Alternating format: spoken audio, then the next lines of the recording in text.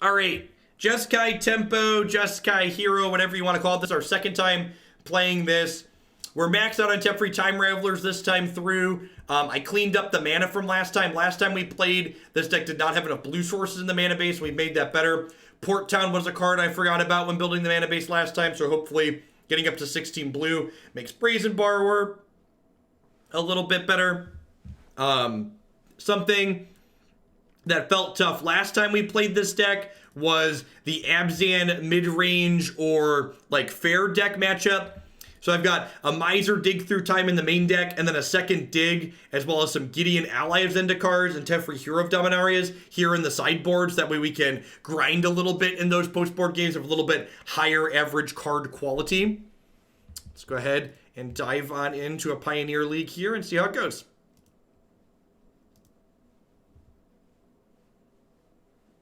Nah, that sounds too slow, Beansy. The prowess decks just want to be brutal and efficient. If you haven't played Brawl, the survey is very short. Oh, is it just a Brawl-specific survey? Yeah, Port Town showing how great they are here. We get we basically have 4 untapped lands here if we need them.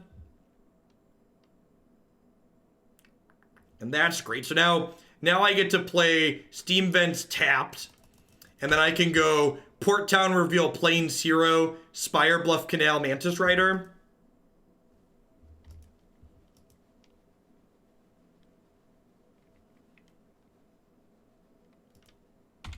Dr. Dre says,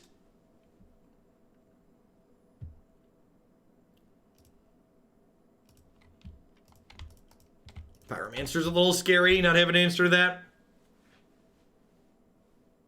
I heard Brawl raise a bunch of Oko Spark double decks.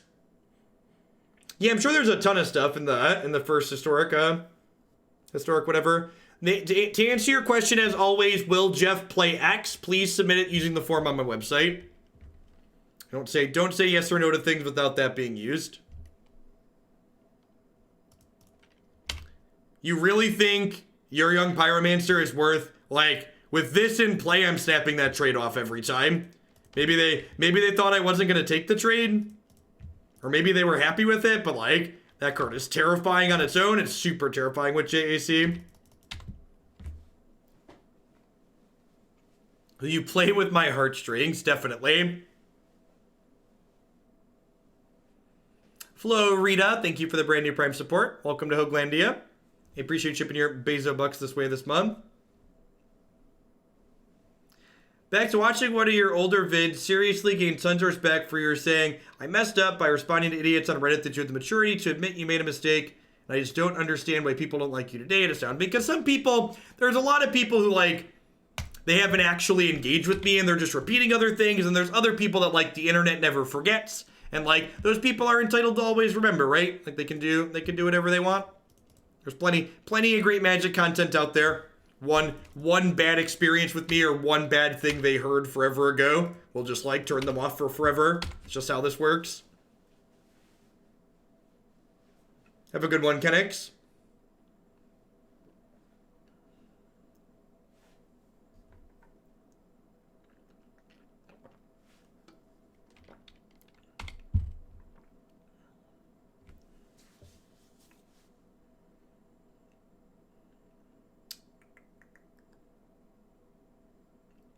Good morning, Niv. We're happy to have you here in the present. Yeah, Seeker of the Way lifelinking is going to be difficult to impossible to beat here, most likely. So this is a 2-2 with Prowess, that every time they cast a non-creature spell, it gets lifelink in addition to the 1-1, so... I guess I could double block here. I'm going to try and double block next turn when we can Boros Charm to give Indestructible. That might be saving grace if we can draw some more spells here. He says before he draws his 8th land.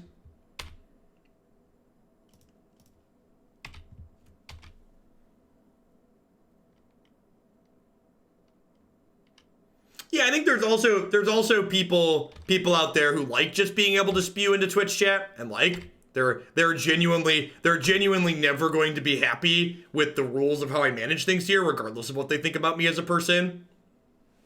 And there's definitely plenty of other Twitch channels for those people to spend time in. Would you consider looking at the MTGO decks and sharing your thoughts? Nah, not really.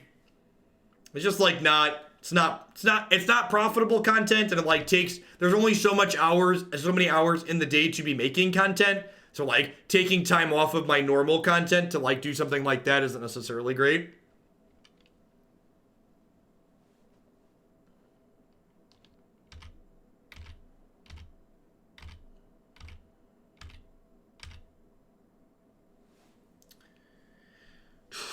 So Jeskai Ascendancy, for those not familiar with this card, every time my opponent, it like gives their creature super prowess. Every time they cast a non-creature spell, their creatures get 1/1, they untap, and they get to draw and discard a card. Or we about to get Stoke the Flames.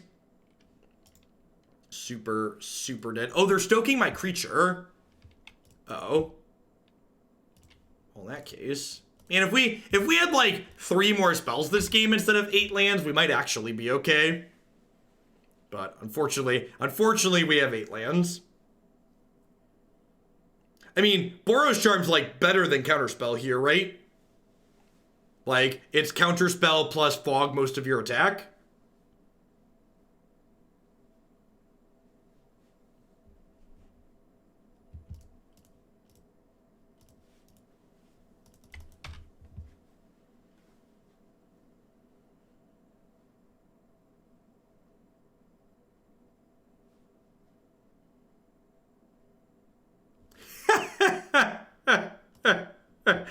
Oh, Magic sucks and then you die.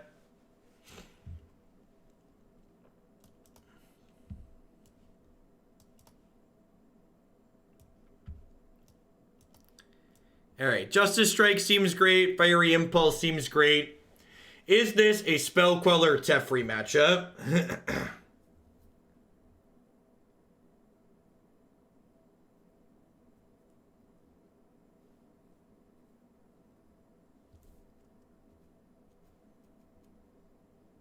Is this a Spell Queller Teferi matchup? They have like Stoke the Flames to kill my Spell Queller. They can attack Teferi down pretty easily.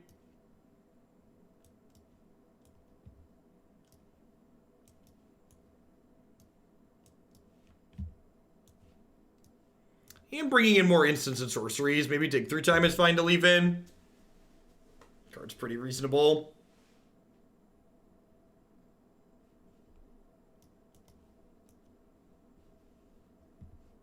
We'll bring in a Decree because it hits Dr. PZ. Yeah, Boros Charm's not just a deal 4. It's got modes, chat. Modes on modes on modes.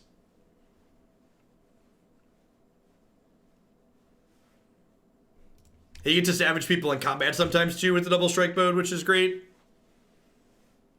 I'm just playing Hallowed Fountain on 1 here because I think it's pretty unlikely that they have a 1-mana creature. Well, I guess they could theoretically have like Monastery Swiftspear. It's a sweet pickup.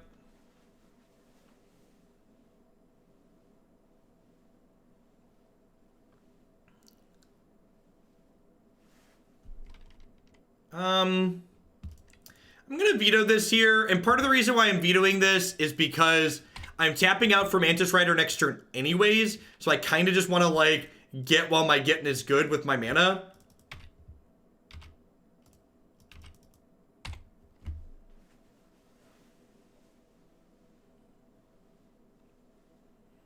Mantis Rider in the format where Lightning Bolt doesn't exist is kind of great. Sure.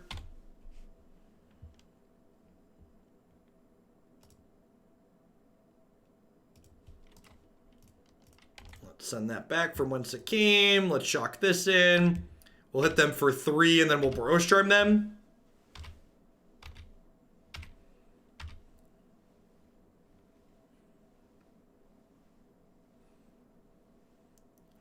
So Magic Online doesn't not have an overlay because nobody's wanted to do it. Magic Online doesn't have an overlay because it doesn't have the underlying technology you need to create an overlay for Twitch. So Arena has a text file that we read information from to make it work, and that there's no text file on Magic Online. So any overlay would have to be some really convoluted mix of like scraping screen images or like reading text from this in-game log. Or if Wizards decided they could care, they could just dump this in-game log to a text file. If Wizards would just dump this in-game log that Magic Online already has to a text file, the community could very easily make an overlay out of it. But again, just like Wizards is so disconnected from like the low effort things they could do to improve their products, they just don't do things like that.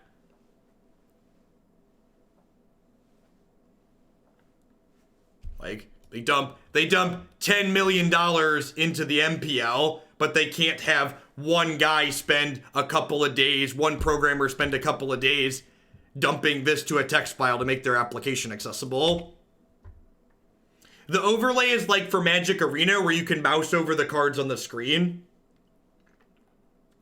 I'm even realistic about it, USA. Like ideally, sure, they would maintain Dovin's Veto? Ideally, they would maintain their own Twitch extension themselves and integrate it. But like, I'd take the bare minimum. Yeah, assuming MTGO isn't, the fact that it already exists, like in any reasonable setup, this would take most people an afternoon. It is, again, I do always often say, don't assume how easy or hard it is to do something in a software base you haven't seen before.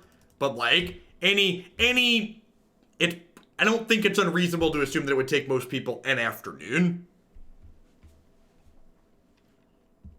That was a good draw. So now I can Wild Slash this and then play my Stormkin out.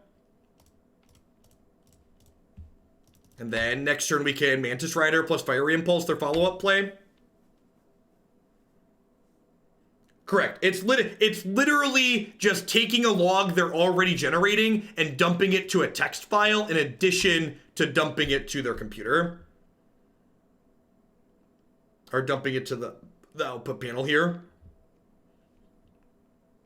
Do I want to leave up Fiery Impulse this turn? I don't think so. I think I'd rather just gain 2 life.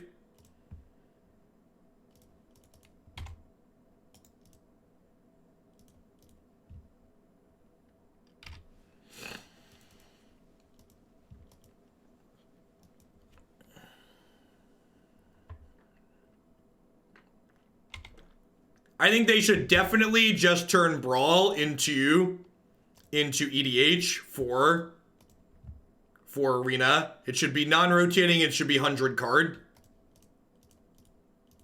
Or 99 card or whatever it's called.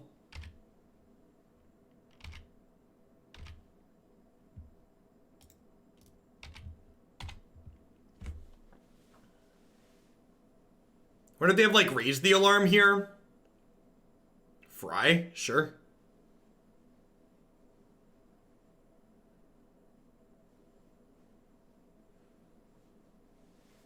I've worked in companies that thought IT department, including software development, was just a cost center and doesn't provide real value. Yeah, a lot of people, especially people that aren't used to living in 2019, have a hard time putting a tangible value on things that aren't tangible.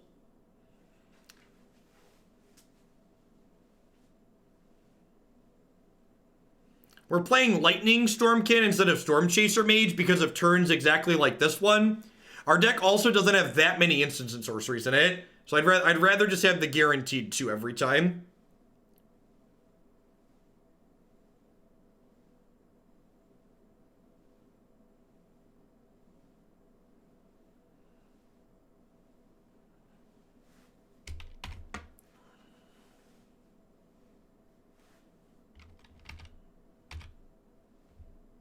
So no blocks here. They're attacking because they can pump their things by casting any spell with Ascendancy. And if they do cast any spell with Ascendancy, it untaps their creature, so they get to play defense here too. Really, we're not respecting Hero. Okay. We only have 1 card left, so I feel like we're in an okay spot here.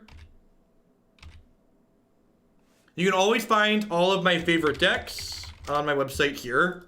Every stream I tag some favorites. Jeskai Charm, in addition to having a DL4 mode, also has a mode that gives all my creatures +1/+1 and lifelink, which should be very good here.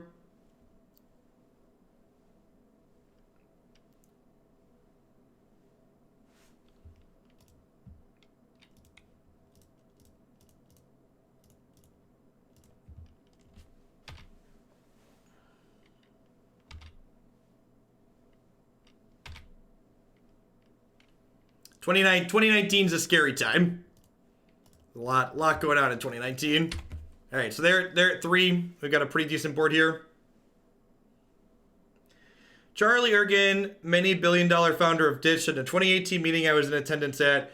I didn't need an IT department a decade ago. I don't understand why I need one now. Yep.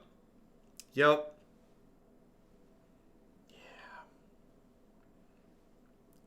Are we the superior Jeskai deck?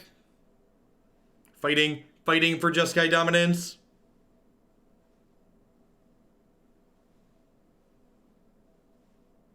All right, that's a boat ride is pretty scary.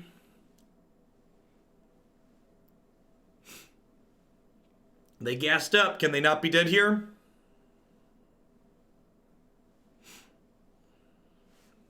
Does not appear to be so.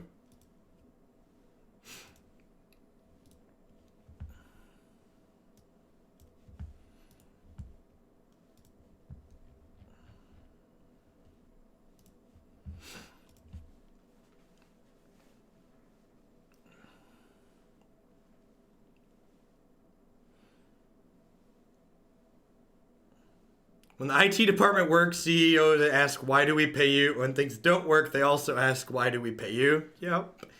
Yep.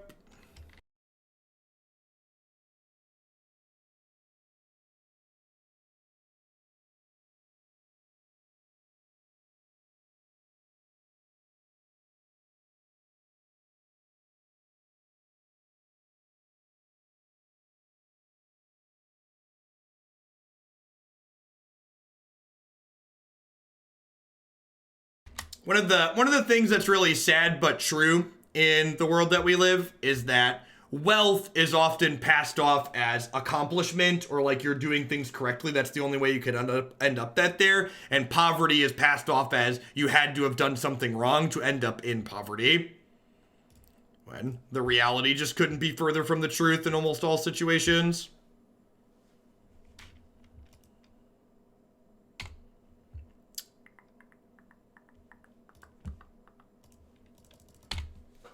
Howdy, worst neighbor.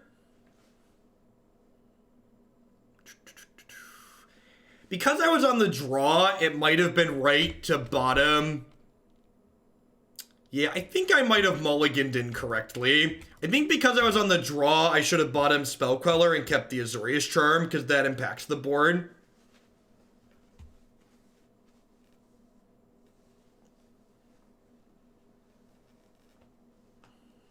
I used to work for a national Canadian grocery chain that couldn't do % off sales because the sales system was too old to process them. No one saw that as a problem. Woof. All right, you have a 4/4. Are you attacking me for 3? We'd love for them to attack here. If they attack me, I get to attack them for 5 on the backswing here.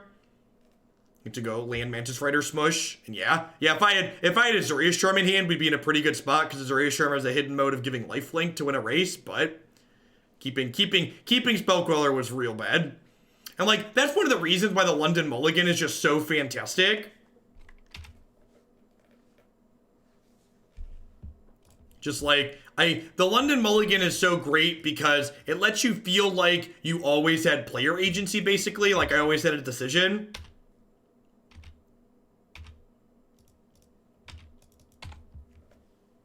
I don't think that it's completely untrue that, like, people who are wealthy can't work to get wealthy. Dead of Birth, thanks for the 17 months. But I do think that, like, hard work, like, I worked hard and I have what I've got because I worked hard, stops at a certain salary. Like hard work and the money you get because you worked hard and are good at what you do probably stops somewhere in the low to mid 6 figures. Like, if you're making more than, like, low to mid 6 figures, it's probably in large part due to profiting off the backs of other people. or systems that were put in place to oppress other people.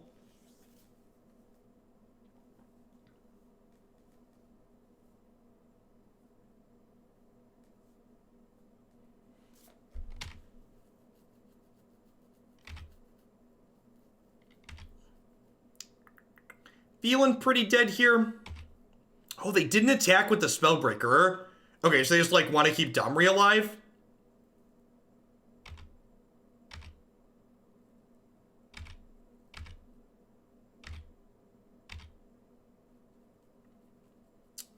So...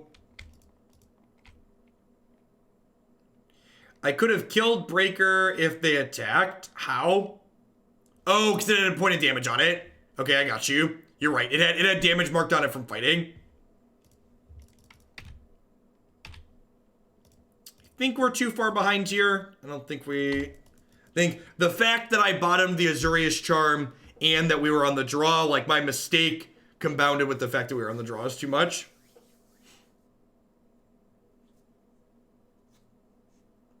Yeah, I agree, Polly.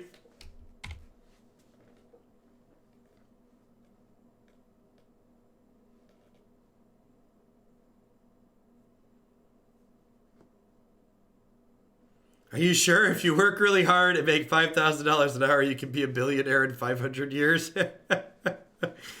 Yeah. This is peak Moto interface. One of these adventures is mine, and one of these adventures is theirs. Which one's which? If I mouse over them, does it tell me? Nope, it just says on an adventure. If I right-click on it, does it tell me? Nope, doesn't look like it says the owner when I right-click on it.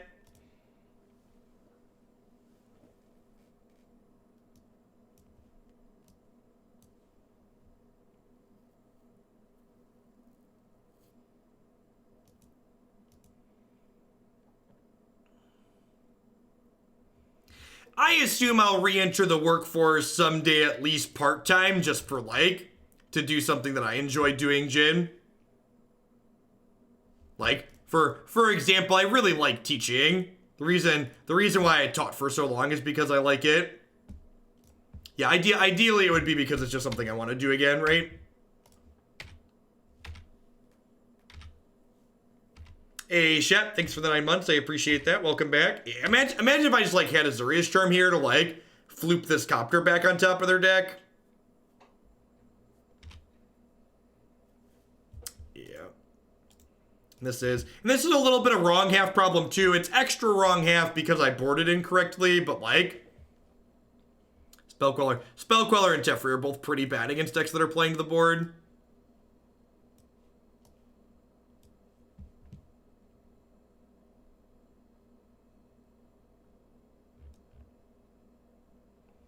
What level did I teach at? Yeah, I have a master's degree, so I taught at the local community college before I became a full-time meme. So Decree sounds great here. It exiles Domri and their Spellbreaker and stuff. Do I just leave a couple of Teferis in just because it's like okay tempo and it draws a card? I don't think I want a second dig. How do we feel about Time Raveler versus Gideon? Gideon pumping out stuff seems okay.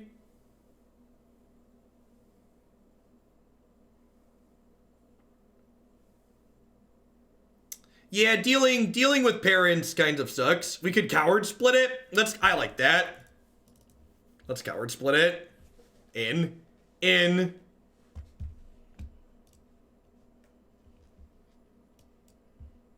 Sure.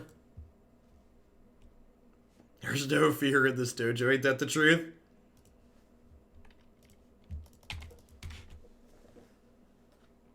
I think at the college level, you still sometimes have to... So the best part... So you definitely do have parents that come up to you when you teach university.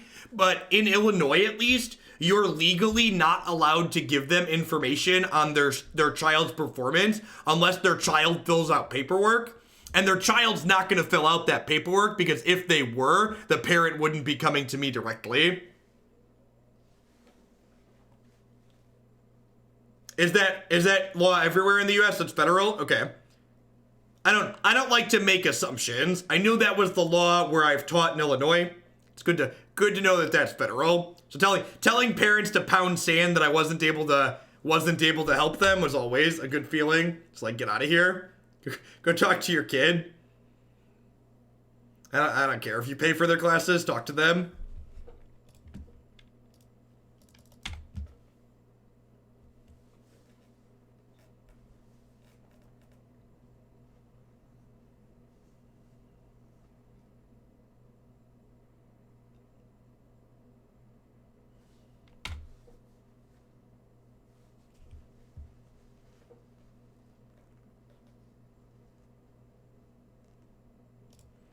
So I just timed someone out in chat because they made a super bad faith argument.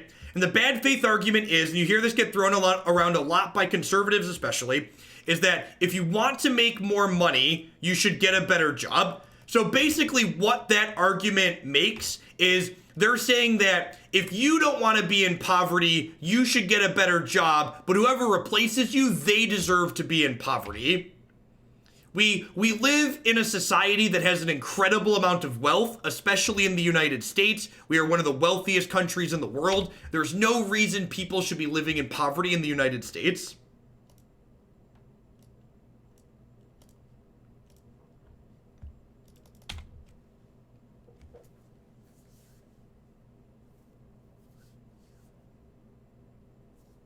Huh? Do I just trade here? I think I just trade here. I think I want to keep my health total high. This means they'll plus the Domri, and then next turn I can go Boros Charm, kill the Domri. This is the Planeswalkers too, right? Yeah, I can Boros Charm the Domri, and we can Lightning Stormkin.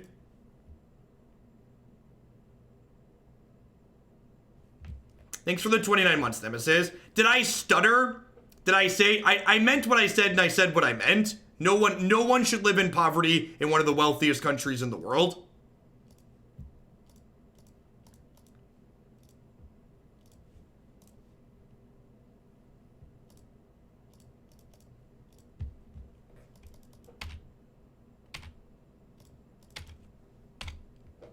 Like, one of the things that's fundamentally broken about, and actually it's represented here in Twitch chat especially, is like, as we've automated more jobs, automation is supposed to make people's lives better.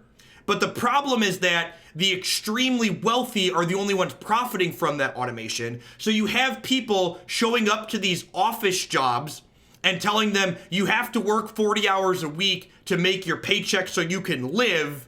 But they don't actually need to be there 40 hours a week doing that job. Went to your site to look at standard decks, and I'm sad because the newest deck doesn't have an export to arena button.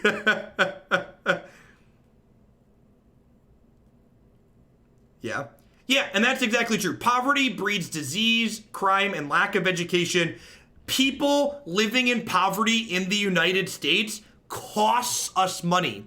We lose money because people can't afford to live in a dignified manner.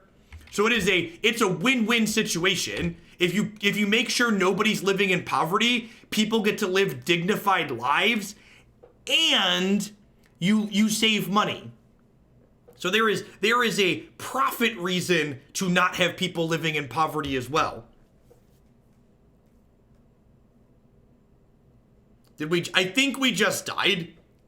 We were gonna be okay, and then they played Smuggler's Copter, and I don't think we can beat the Smuggler's Copter. Thanks for the 3 months, Bison. I appreciate that. All right, well, I guess we just have to, like, Mantis Rider and smash into Chandra Torch of Defiance. I could offer this up to get eaten by smugglers. We say the people who live off the welfare system with no intentions of getting off it. I think every system, good or bad, has people that are going to abuse it. And if you're going to tell people we can't have nice things because there's some small number of people out there that are going to abuse it, you will never have nice things. The idea that they're the welfare queen concept, that there's people out there that that's the norm, it's bigoted and it's not based in reality.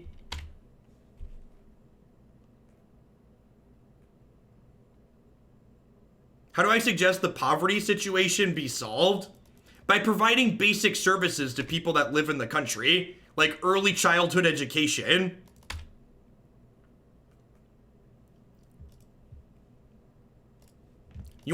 For people that aren't familiar with the United States, we fund public education in the United States with property taxes, which means people who live in nicer houses have better schools to send their kids to, which means the people who can afford nicer houses have better educations for their children on average.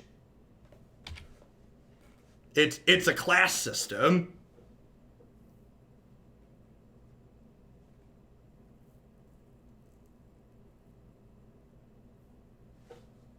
When I bring that up, people who live outside the United States often are flabbergasted by that, and they should be because it's awful. I love the meme deck list on your site, but please make the decks that lose to Oko a little bit more visible. All right, I can try.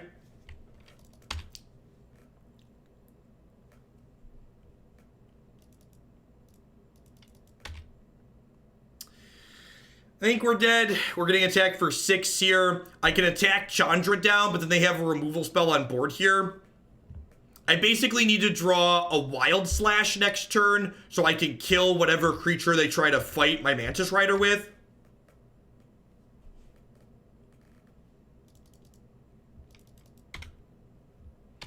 Before the 1950s, renting was a lot more popular. Home ownership skyrocketed during the Cold War due to anti-communist propaganda. That's interesting.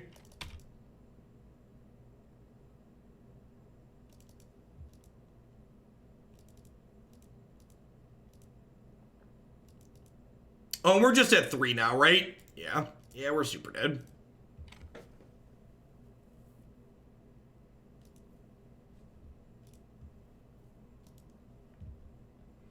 We played Red Prowess, was one of the first decks we played, Logan.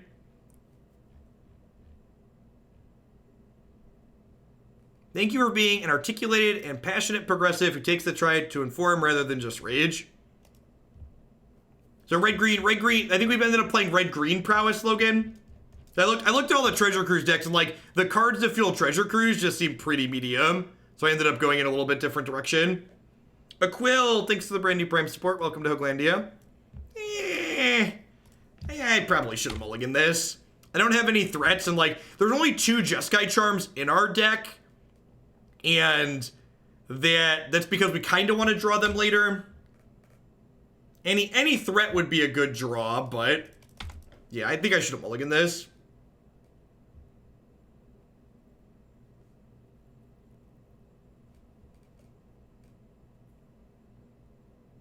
Oh no. Oh no. Oh no. Oh no. Oh no. Oh no. Alright, so the opponent's archetype, for people not familiar, there's what we refer to as Bogles coming from Modern, because in Modern there's a card called Slippery Bogle that's similar to this.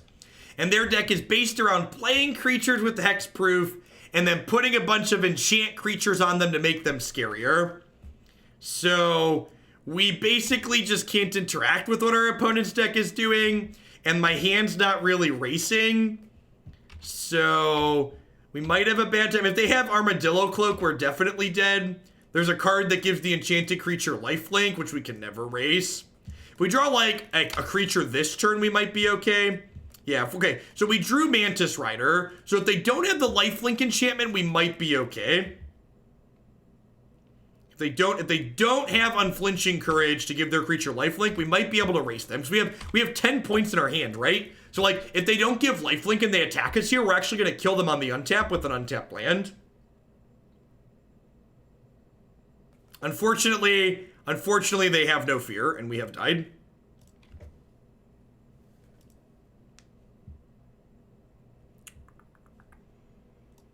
would like 4 copies of Dovin's Veto. I would like my Azorius Charms out. I would like my Dig Through Time out. I would like a Wild Slash out. This matchup's going to be pretty close to impossible for us.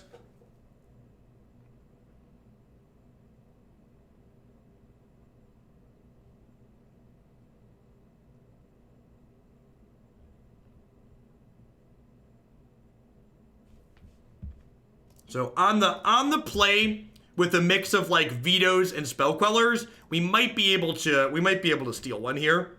This hand's pretty good. We get to play Stormkin on 2 and then start holding up spell quellers on 3. Well, we can bounce their enchantments, which might be good enough. I also like don't have cards in my sideboard that are very good here. Yeah, and like people that are suggesting cards in these colors that can help this matchup, like again, that's one of those things where like this format's not really developed, and like what's correct to play versus what's not correct to play is gonna vary a lot as the format develops and we see what decks are good and what aren't. Like if the opponent's deck is gonna be popular, you know, like I think we've played against this like 3 times in 14 leagues, so like in like 50 matches, we've played it 2 or 3 times, so maybe that's enough to start considering it for my sideboards. But as of right now, at least, the opponent's deck is not something that I've been like, oh, I need anti-Bogles cards. And that could definitely change as the format develops more. Like if this is going to be a mainstay, then things like Wear Tear, more Detention Spears, Blessed Alliance is actually a card we could consider playing. Blessed Alliance makes them sacrifice an attacking creature, and it also gains you 4 life, which is incredibly good.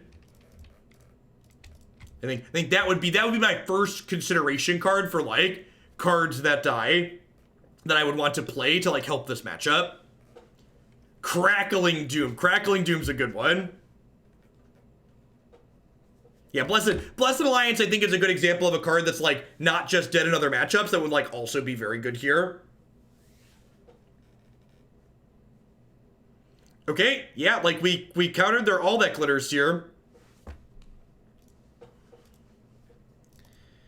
And they didn't have another enchantment to put down. So if I attack for 4, it puts them to 10. And then next turn I go Wild Slash plus Spell Queller, they're still not dead. I think I still attack them. So if I attack them here, I have them dead to a top deck Wild Splash or Burn Spell next turn, which feels good. Death Shadow is not Pioneer legal.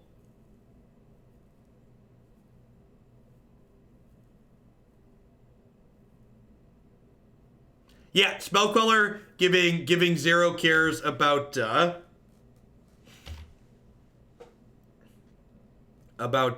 Veil is great. Reach. All right, I'm gonna go ahead and counter this because it trades with my Stormkin. So any burn spell is lethal next turn, and even if we don't rip the lethal burn spell, we have a veto to stop them from life gaining the following turn. So we should hopefully be good to go. Hey, High Speed Run, thanks for the 19 months. I appreciate that. Welcome back. Thanks for keeping me around. All right, so let's say, what's like a worst case scenario? So let's say if they have 2 must counter spells next turn. Let's say they play 2 All is Glitters or like All is Glitters. Let's say they go land double glitter. So the second glitter would resolve, and the glitter would give 3, so that's 6, 7, 8, 9.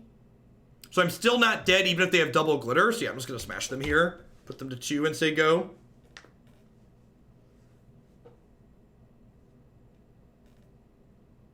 Yeah, they could have all his glitter plus Veil, which we still win through. I struggle with building mana bases. Can you talk about how many of the shadows or Innistrad tools you should be using in these Pioneer decks? I don't have a good answer to that. I think if you have 12 shocks, you can play some number of these very reasonably. At least it's felt that way to me, but I'm still figuring out how to build mana bases in this format too, so the answer is I'm still getting a feel for it. I'm just like trying different mixes of stuff, basically.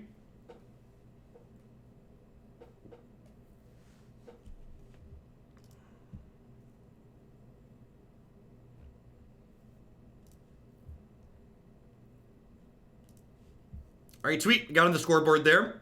How's my opinion of Mana Confluence? I've been playing one Mana Confluence in all my 3-color kind of aggressive decks, and I think that's fine. Drawing 2 of this card is basically a death sentence, though.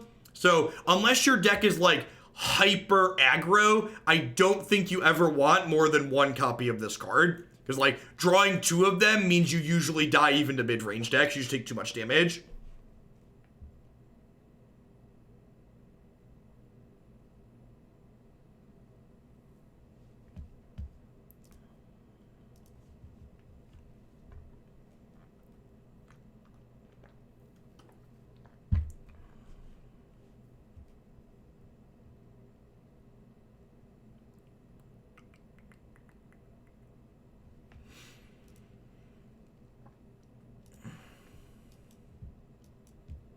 Yeah, I think I keep this. It's got a 2/2 into Spell Quellers again. If they have a turn 3, my opponent's mulligan to 5. If they have turn 3 Armadillo Cloak, turn 3 Unflinching Courage, we're going to be in a lot of trouble. But if they don't have that on exactly turn 3, or if they have a fast all his glitters, we could be in trouble. Otherwise we could maybe be okay here. 1 to 5, land Bogle, yep.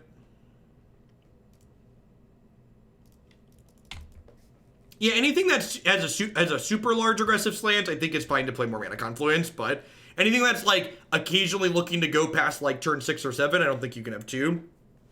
Almost a year. I want to thank you for aggressively managing your chat from insensitive things. I grew to appreciate it more when something similar happened to my family. You've had great support and distraction too. Thanks for the 11 months, Jace the Man Sculptor. Oh, this card is legal. Yikes. This is just like a 1 mana, all that glitters. They have another 1 mana enchantment here. Oh, vomit. Whenever they deal damage to us, they draw a card. We're probably dead here. I don't think we can race this on the draw. Their 5 is real good. You've been playing the Shadowlands over the check lands. I do not understand that. The check lands may be more likely to come into play untapped. The Shadowland, yeah, the Shadowlands are better in the early game. This format cares about tempo a good deal. So like they have all that glitters their last card. Good golly. This is turn 3. This is turn 3. Yikes. Hey, thanks for the 7 months, Shuffler Truther. Hey, appreciate you keeping me around. Good to have you here. Yeah, Bogles deck seems pretty good. Like these Devout Decrees could maybe afford to be something that interacts there. Maybe I don't need Gideon's, Teferi's, and an extra dig in the sideboard. Like maybe these Teferis go away because they're not very aggressive. Just like play some cards that can incidentally be good there. Why doesn't Oko hit enchantments? Yeah, and like which linear decks end up being good is gonna dictate a lot of like what your sideboards, these kind of interactive decks look like. Yep, sand seems fine. Mana Confluence a little painful, but the spells are good. Oko should be able to Elkitty permanent. It's like the number of people who like are like, why don't you just bounce their Planeswalker with 3 mana Teferi? Or like that's not what this card does. That's not a legal play, thank God.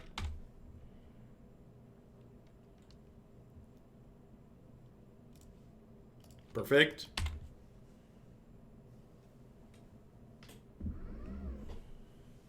I still try every time. Just gotta cross your fingers and hope for the best.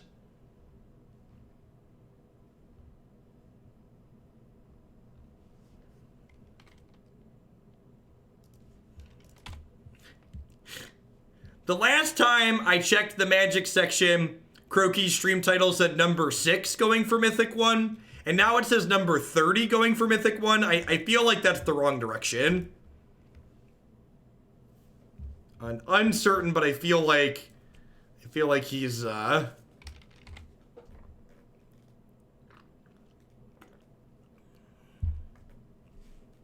was unfortunate that both Croakies and Mogwai fell a little short this weekend. They had pretty deep runs. What's my rank on Arena? I have no idea, and I don't particularly care. Last time I opened the client, I think it was like 200 something. I'm not playing Standard for the rest of the week, so we're either gonna win as is, or we're gonna like not make top 1200. Thanks for the 14 months, Wombat Combat. Opponent's going on a boat ride.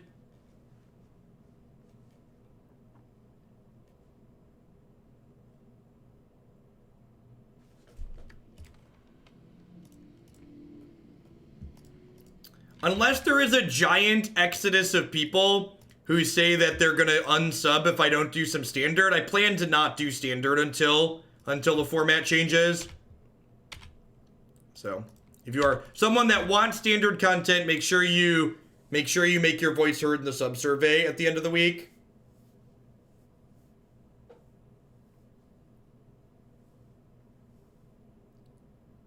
I was gonna unsub if you started doing more Standard.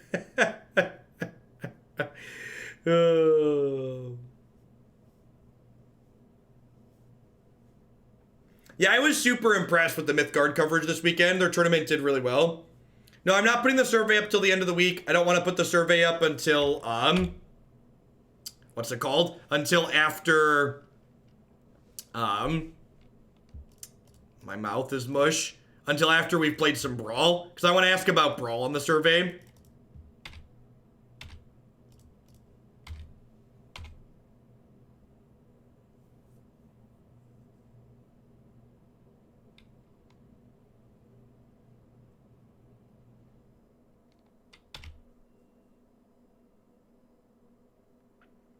Just going to pop in and say, yeah, like, we're not getting a new set until January.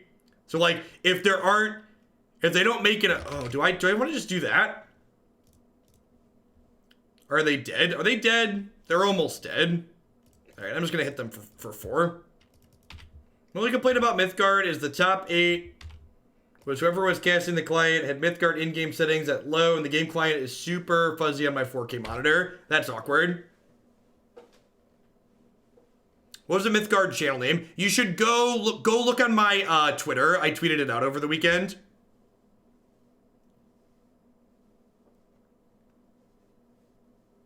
All right, well, they have 2 Arclight Phoenixes here, but like I have 6 points in my hand and they're at 5, so.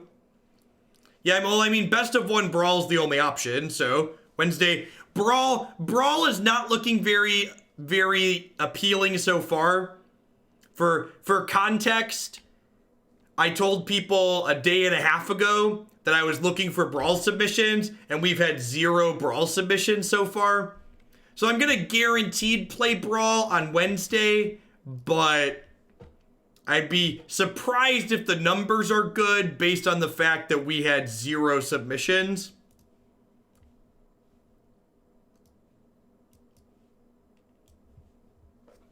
Looking forward to seeing you play the disc deck. Still sort of on the fence whether I should throw money at Mythgard. Do you have an estimate of how many dollars it took you to get a decent collection to start? You can build a competitive deck for like 10 to 20 packs. Like, you don't need a bunch of mythics in that game. But everybody has different definitions of. If you're trying to fill time, I know this cool new format. I know, Bobby. It's pretty good. All right, is this a Spell Queller time Raveler matchup? Play Pioneer till our eyes bleed. Listen, if the feedback on the sub-survey is that people like Pioneer, that's my plan. Is there a McBombus deck in Mythgard? Blue-Red Burn got second in their tournament over the weekend, Bob. Burn decks that draw cards are great. Yeah, and their patch on Friday added a bunch of more freebies. The sub-survey will get emailed out on Friday. Unfortunately, I cannot decree that one. I think I'm just going to go ahead and hero here because the chance of them being able to flip this turn are super low.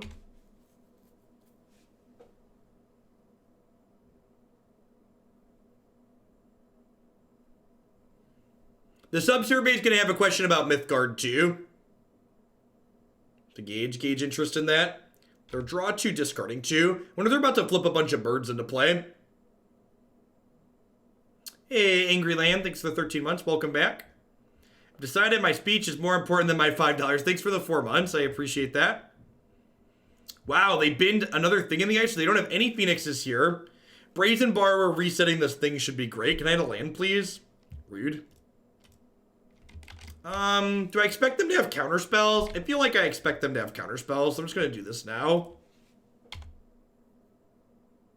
Each faction of 9 missions. If you finish the set, you get 2 rare and 1 mythic wildcards, not to mention coins for like 5 packs.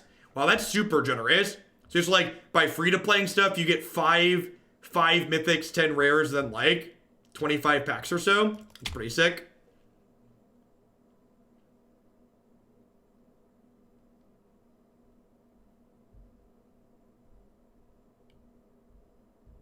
So I have Azorius Charm to flip this to the top of their deck once they flip it over. Unfortunately, our lands are just not cooperating here.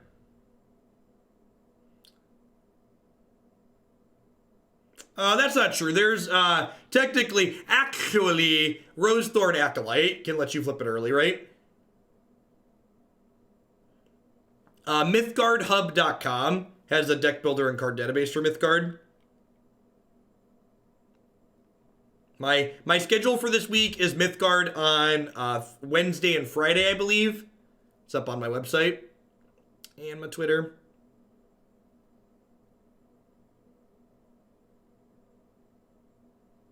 I wanted to do 4 Pioneer decks today, and Tuesday I have to end early.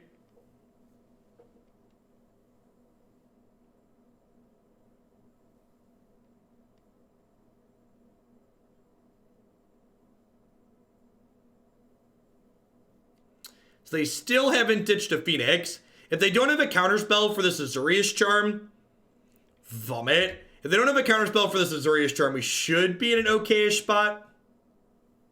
Hey, thanks for the 15 months, Cyanide. Welcome back. I appreciate you keeping me around. I agree that Rosethorn isn't good. I was just being a typical Magic player and pointing out that you said something never happened, and it could occasionally happen.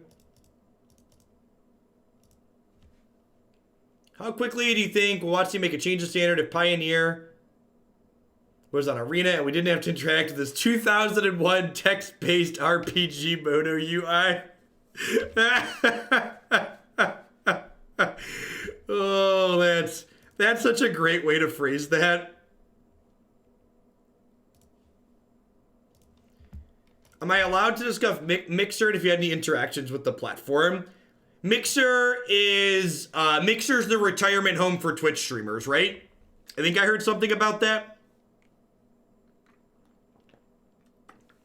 It's like what Twitch streamers have instead of a pension. You get a sweet contract on Mixer and you retire.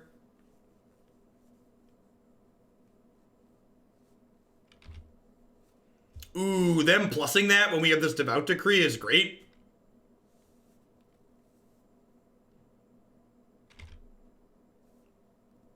They have a Wild Flash here too. Gross.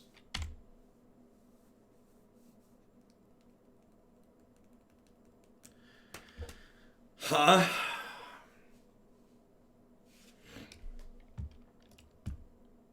Thanks, extras. I appreciate that. Welcome. The truth of the matter is, unless some other large company that has some subscription-based service like Twitch Prime that basically gives you free extra subs comes around, there's never going to be a real viable alternative to Twitch for people who are looking to make money doing this as a job. Like, you give up like 40 or 50% of your potential revenue, like streaming on a non-Twitch platform. Yeah, they're probably going to flip the thing in the ice this turn, and then we're too far gone.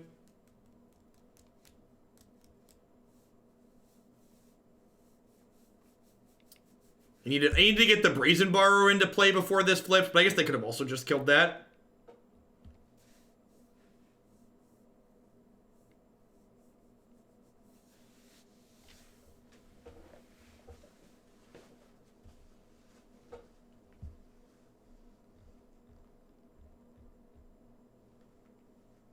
You know you would sell out if they offered you 100K a year for 5 years to go to Mixer? I mean, maybe, I don't know. Like, a lot of those contracts, like, people...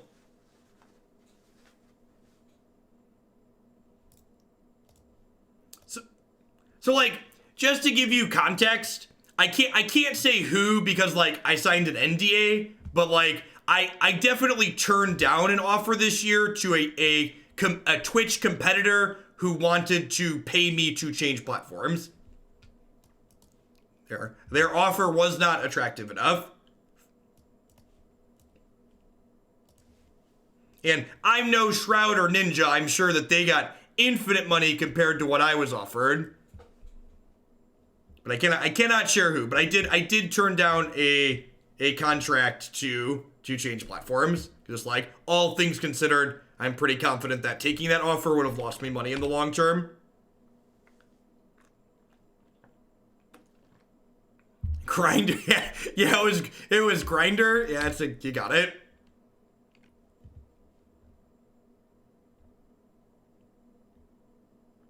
Yeah, like I wasn't offered 7 figures, right? Like 7 figures I'd snap off. I'm sure both Shroud and Ninja got offered 7 figures. Was not attractive enough is how I describe on my Tinder profile. Oh, it's funny because it's sad. All right, well, I just play another hero here. I think I just play another hero here. Yeah, they might have even seen 8 figures, honestly. I agree with that. Who knows? Pornhub made an offer after watching you get land screwed with a 30 land deck. Oh.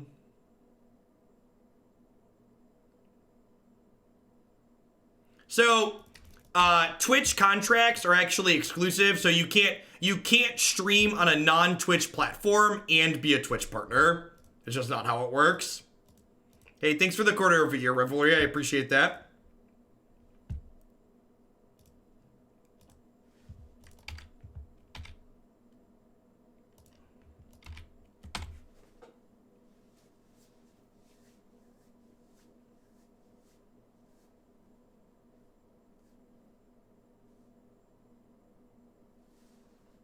Wizards can't afford me. And they wouldn't want me anyways, and even if they did, they definitely can't afford me. The amount of money required for me to move across the country is an unreasonable amount of money for most companies. I like my home. I currently reside in a 3,000 square foot house that costs less than $300,000. My house is huge and space is cheap where I live.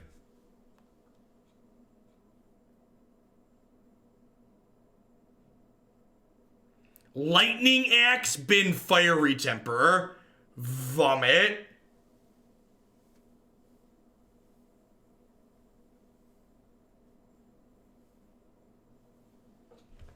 My house is slightly larger than 1/3 of that and slightly less than 3x the cost. Yep.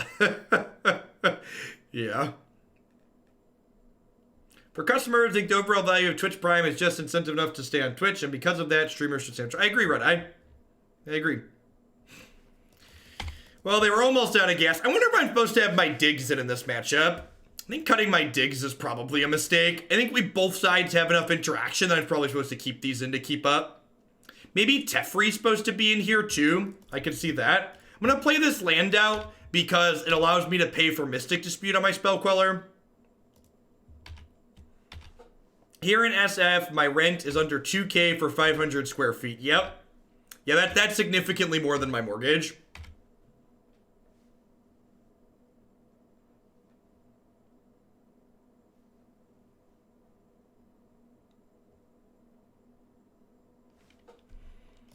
I'm just going to snap this off. I think I just want to get more pressure into play, and I want to, like, cut their velocity down. They have a 4-mana Chandra here. I'm pretty sad with this play, but I just want to, like, kill them ASAP because I'm out of resources. So I'm just, like, hoping they're stalling, I guess.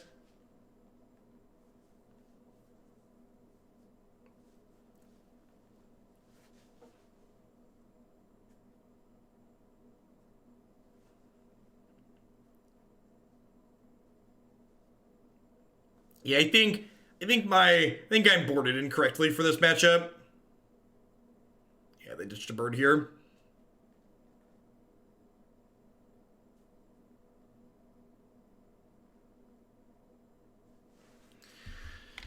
Well, would have gotten paid off if I would have been more conservative with my Spell Queller, but that's what it is.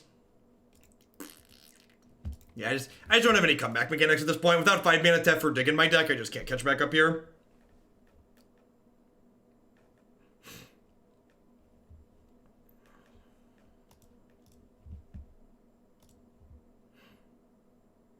Like Chicago suburbs, it's $16.50 for a 2-bed, 2-bath. Yeah, I grew up in the Chicagoland area. Definitely prefer McCorn Fields.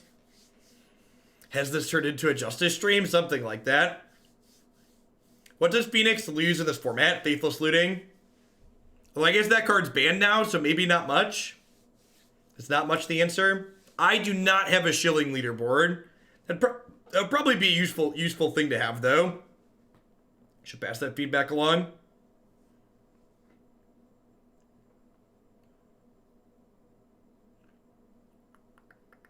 It's been a rough set for our Jeskai deck. I do have Fiber Internet. That was the last thing my cornfields were missing. And then we got Fiber Internet like the year before last, and it was life-changing. Because as someone who depends on internet for my livelihood, like, I pay less for my fiber than I did for my Comcast, and the speed is faster.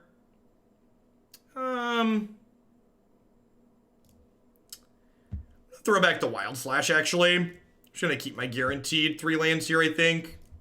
On the play. Like, pretty good chance I miss land number 3 if I bottom a land here.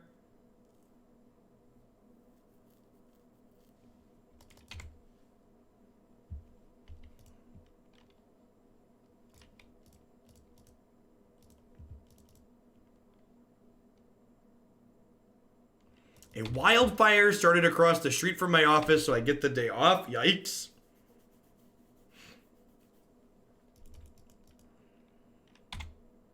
So, like, isn't Storm Chaser Mage better when Shock is one of the best removal spells? Like, if you, like, look at my deck isn't blanking. I'm not blanking, Shock, right? Like, my deck has a ton of Shock targets in it. So, like, if this is eating a shock, then, like, my hero's not eating a shock later, or my Brazen Borrower's not eating a shock, and my deck doesn't have that many ways to trigger prowess, so I think I prefer just the guaranteed 2 points. Like, right here's a good example, right? Like, if this Lightning Stormkin was a Storm Chaser Mage, my opponent would be 2 health higher.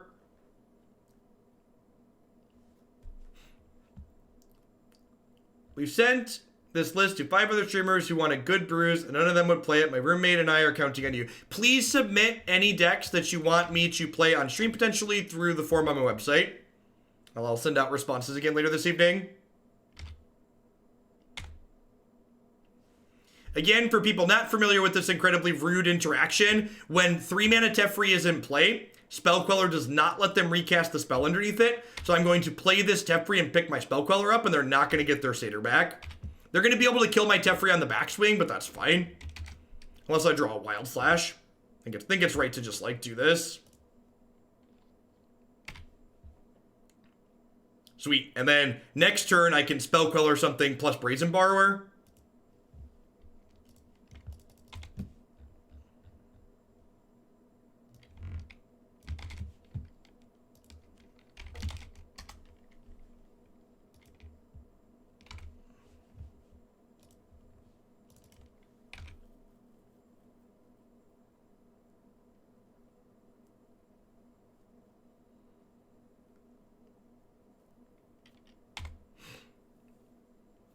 Hey, thanks for the tip, Time Walk TV. I appreciate it.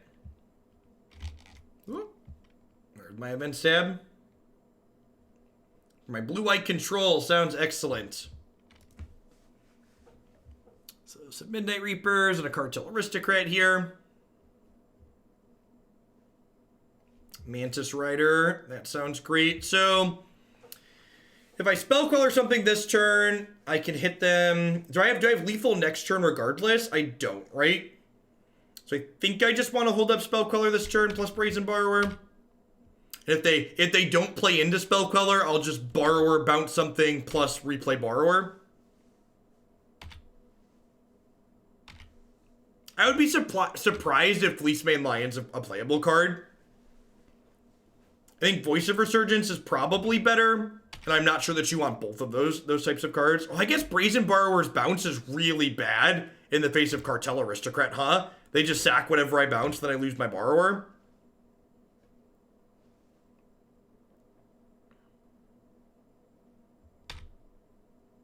Alright, that's fine, that can happen. So they're dead to Boros Charm, and they're dead to Wild Slash next turn, assuming they have nothing. So I'm going to end step Brazen Borrower here. Again, I'm not using the Petty Theft half, because if I target any of their things, they'll sack it to Aristocrat, and then I don't get to go on adventure. Now, this gains protection from a color of my choice, or a color of their choice when they do that. So that would also counter my Brazen Borrower and mean that I can't win the game. Yeah, Mythgard's really sweet. If there's a lot of good feedback on Mythgard in the sub-survey, I might add it a third afternoon a week while Standard is bad. But at a minimum, I'm planning to do 2 Mythgard days a week.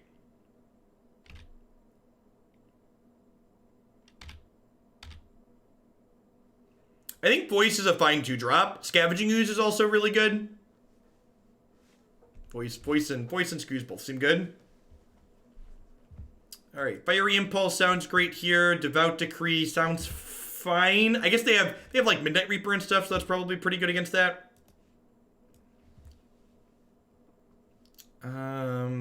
Is this a matchup where I want Spell Queller and Teferi, or do I just want more cards that play to the board? I feel like I might just want more cards that play to the board. There's also a chance they're like playing Voice of Resurgence, right?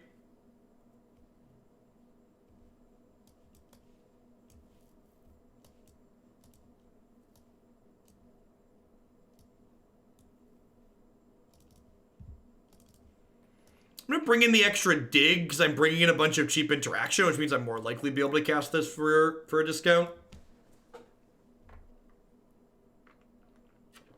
Yeah, it also triggers Hero Curtain, so it's just like an aggressive, evasive creature with a triggers Hero.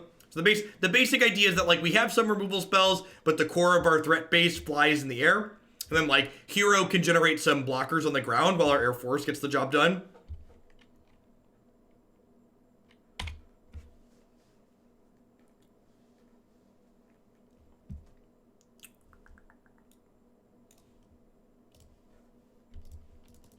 Maybe I'm supposed to play Mana Confluence so I can Wild Slash something on 2. I also don't really want to like play Mana Confluence then shock at a land next turn though, because my health total is going to be under a little duress. I've only been back to the MCG community for less than a year after a 10-year break, and I remember the same level of Vitriol during Mirrored and Standard.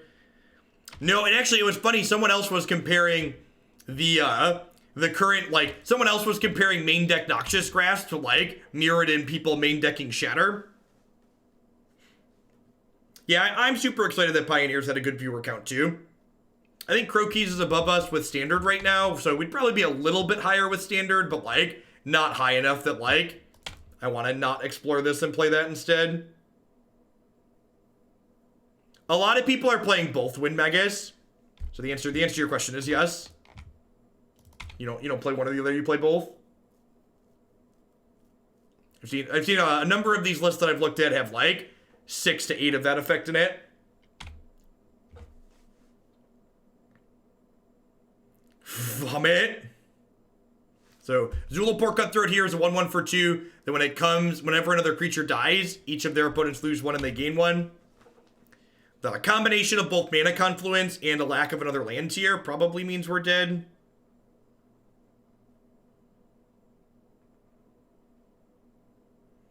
Looks like Abzian Rally so far.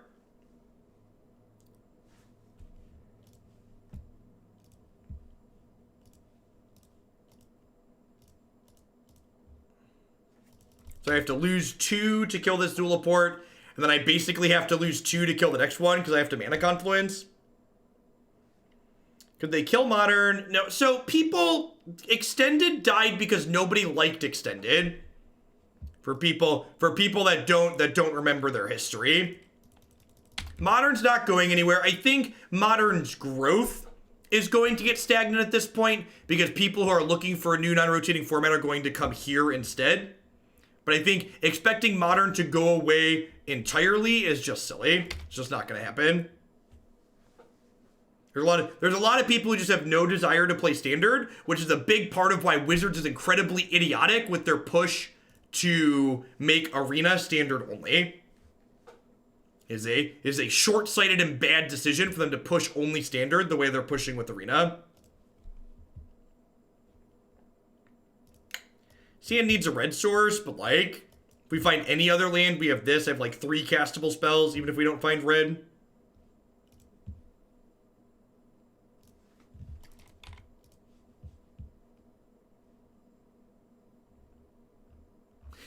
I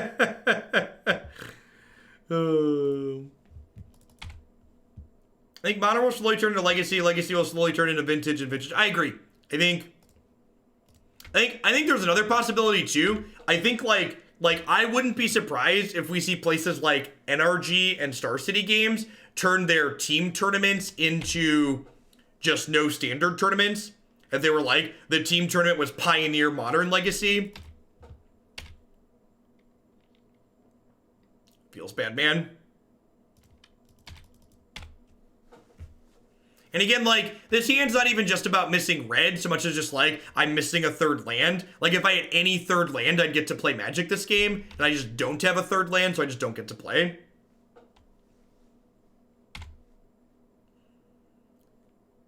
Like, if I was able to, like, play Spell Queller here, I'd be in a fine spot. But I can't, so we're not. Stop arguing on Twitter. Stop it. Get some help. Thank me later.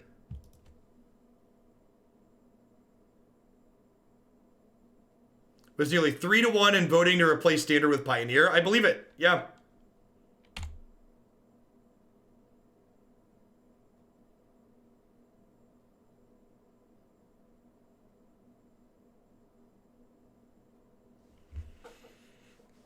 If we had a red source next turn, we might still have a chance.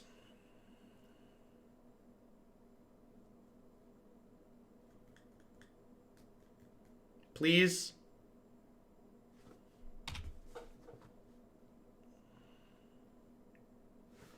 Okie doke. Off to the races, chat. This is Pioneer, as what the title says.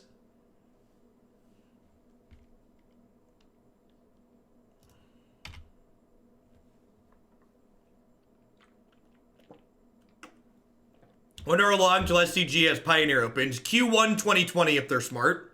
And they're generally pretty smart, so I bet we'll see it then. Double Zulaport Cutthroat after we already killed a Cutthroat. Yep. Yep. Red land. Second red land.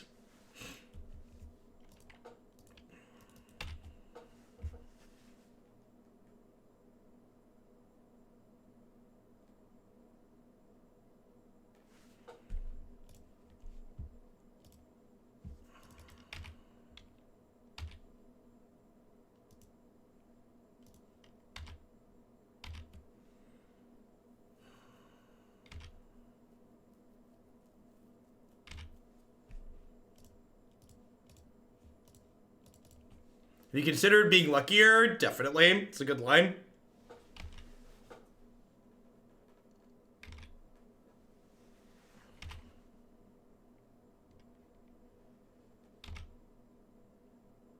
So we're still at 13 here. And like we have an okay board. And like this Jeskai Charm gives my creatures 1/1 and lifelink till end of turn. So we might be able to pull through.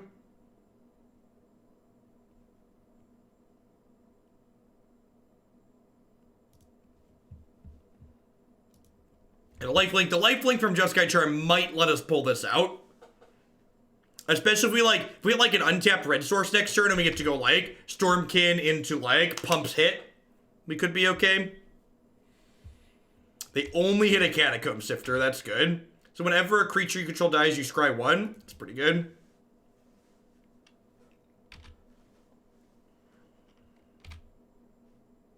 Yeah, lifelink. Lifelink from Jeskai Charm could maybe keep us in here. Maybe.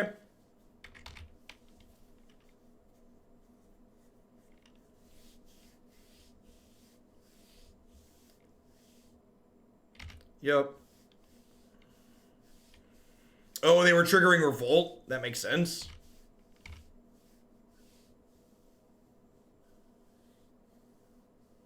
What do you think of 100k shillings lets you put a deck in the queue? I don't know. That's why I didn't put it up there. I need to see how badly things get inflated as is.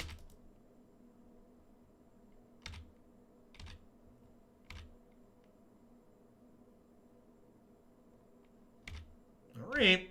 Red source. Okay.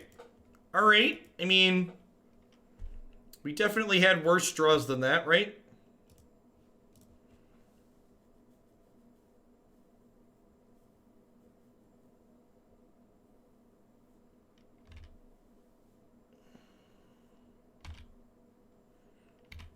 Yeah, I think it wasn't so much that I was upset with Magic Online so much as that, like, Modern was pretty... Like, Magic Online's, like, fine. It's not flashy, but it's functional. And just, like, just being fine in combination with a Modern being Modern was not a good mix. We'll see. We're going to dip back into Modern Thursday morning, and we'll see how that goes after a week of playing a bunch of Pioneer.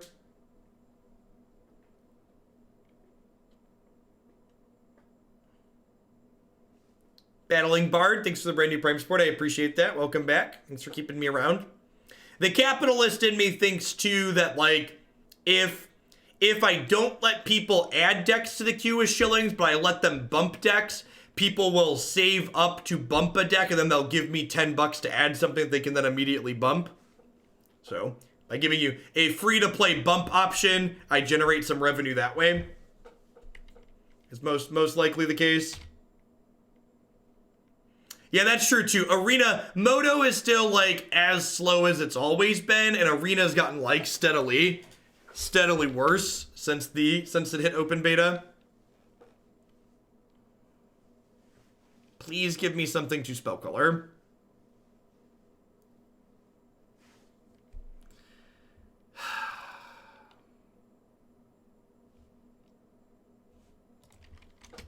They can just cast Rally for more. Yeah, it's extra less. I'm just going to Spell Queller this because I can't Spell Queller a Rally if they pay X's 3 or more. So I just want to, like, stop their graveyard from filling up.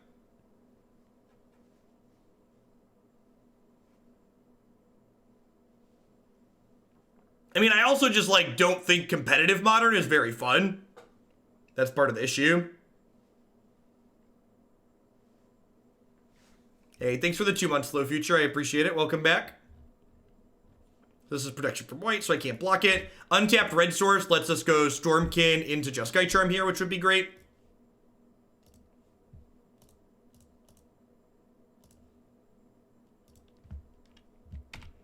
We are 1-3 in this league. It's been a rough set.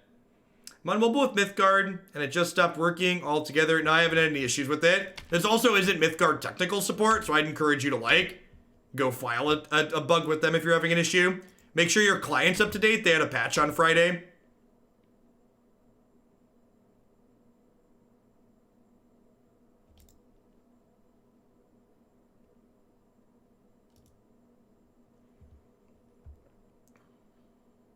They have 1 card left in hand. If they have a Rally, I believe we're dead.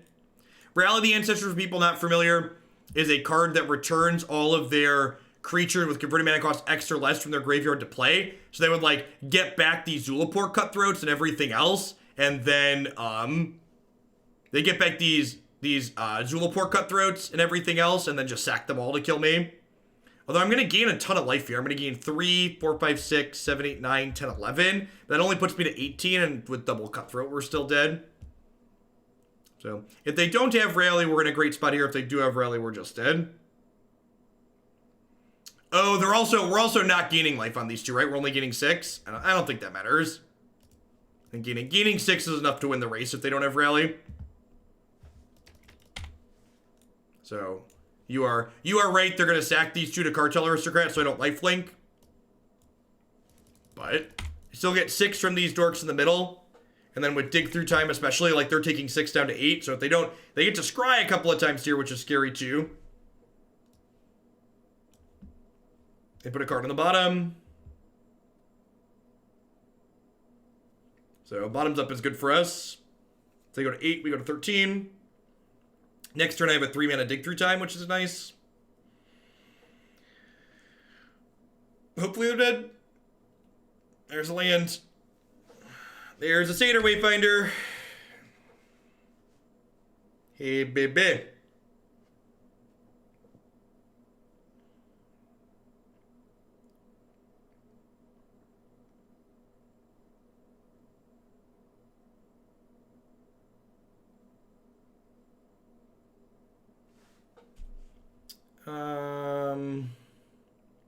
If I attack with everything, are they dead?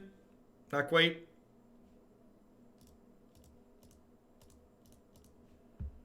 This has a lot of hits that could be lethal, though.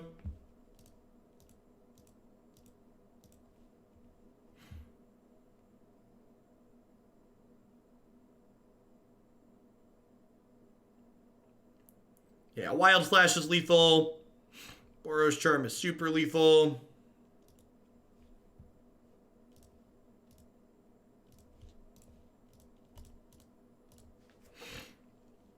Yeah, Dig Through Time is a sweet card. I hope this is a format where Dig Through Time can, like, finally exist.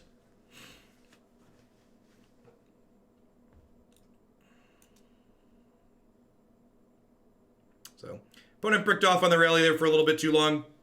We'd have been dead to it on the last turn, but they didn't have it, fortunately for us. So, middling 2-3 there in that set. The mana definitely felt better. I think I was pretty happy with the main deck. The matches, we played a couple of matches that felt really hard. Both Bogles as configured is just like pretty impossible. And then the Gruul matchup that we played also didn't feel great. Maybe more Justice Strike could help there. If we wanted to beat Bogles, we could probably put enough specific narrow cards in our sideboard to beat that. But I think that's just going to be a matchup that's going to be a struggle for this deck. Which is not that unreasonable, I don't think. And again, like, exactly what hate pieces you want to have. Like, do you want Rest in Peace for rally decks? Do you want Graveyard hate? Or do you want Enchantment hate for Bogles decks? Like, those are questions that, like, you kind of have to wait for the format to mature a little bit for to do. So, yeah, I think at the very least, yeah, Blessed Alliance is probably playable. And actually, Alliance would help both those matchups.